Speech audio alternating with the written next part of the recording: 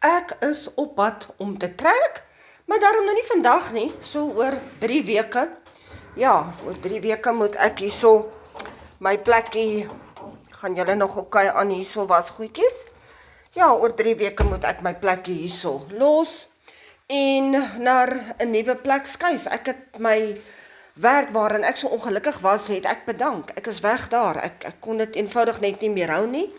En ja, toe het ek hier by my woonstel van die trappe afgeval en nou sit ek met daai doktersrekeninge wat ek sukkel om betaal te kry. Ek het gelukkig 'n ander uitweg gevind. Ek het online na iets gesoek. My vriend het my vertel van hierdie program waar jy vir jou toekoms inkomste kan bymekaar maak, iets kan bou vir jou toekoms, iets kan nalaat vir jou kinders. So ja, ek het begin daarmee, ek is nog eendag spyt nie. As jy dus ook meer wil weet hoe hierdie werk, hoe ek begin het, skryf vir my in die comments begin en ek deel met jou.